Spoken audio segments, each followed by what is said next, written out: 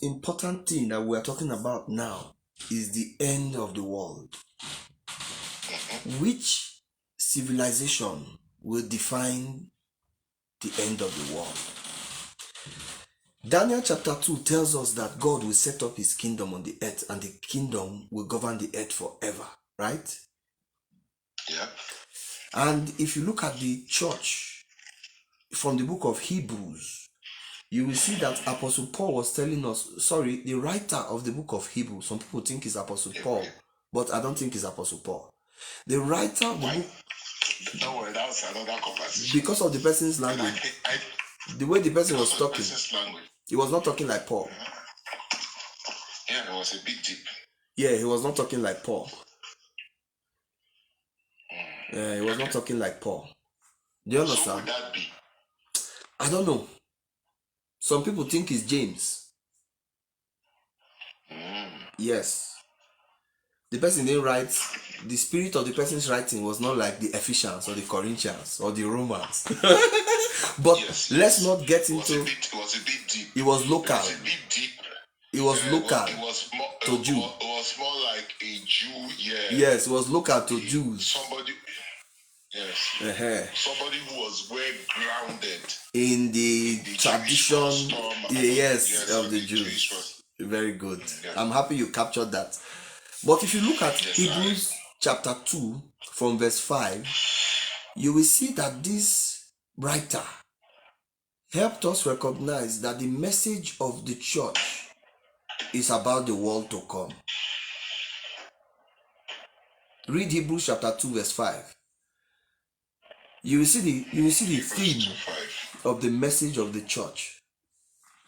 It says, "For unto the angels had he not put in subjection the world to come, whereof we speak.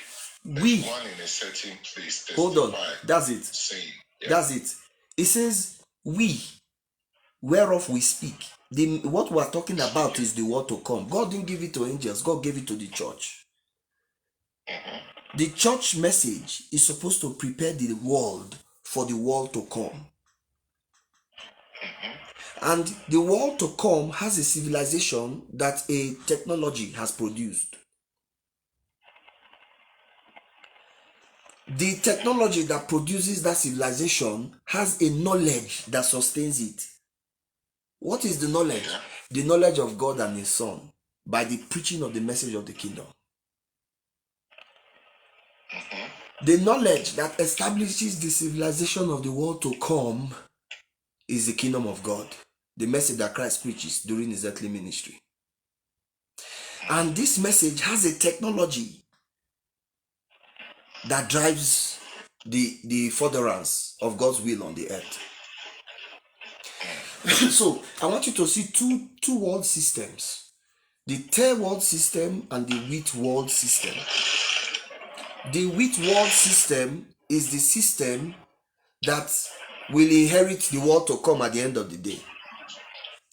The third world system is this world system that we are seeing today. So any preacher that helps you find your place in the world today is not working for God. Any preacher that helps you find your place as a successful Christian in the world is working for the beast. Any preacher that promotes self-survival for God's people in this world system, is working for the beast.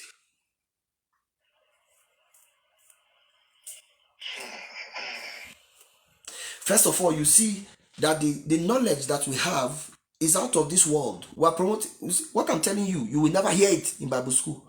You will never hear it in this world system. You must plug out of the world and begin to download it from the realms of the spirit. The anointing is the one that must teach you. The church is actually promoting a new technology that will define the civilization of the world. That is why we are light of the world. That is why Christ said we should go and make disciples. How will you make disciples when you don't have a technology that you are deploying?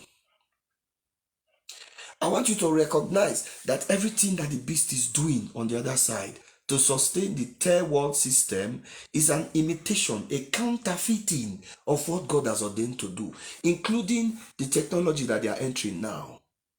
Transhumanism, AI, all these things that they are using to... My brother, if you study AI, study cyber security, you will see that they are talking about government. They are talking about government. Government, that's their goal. They want to govern the world. They want to bring a new... This technology is actually furthering a new system. They call it the New World Order. Haven't you heard that word before? Yeah. The New World Order. We are seeing in the season of the harvest, we are seeing the latest updates of the New World Order. I'm telling you, you must not be a part of the New World Order because God has an order. The kingdom of God is God's order. So what we are going to be seeing as the world goes on, we are going to be seeing two wisdoms clashing against each other. The way the early church was. I showed you just now that these people, they were going against all the decrees of Caesar. They were saying that there is another king, his name is Yeshua HaMashiach. You are going to be seeing two mantles fighting against each other. The mantle of the son of perdition and the mantle of the son of God. Do you understand what I'm saying? Yes.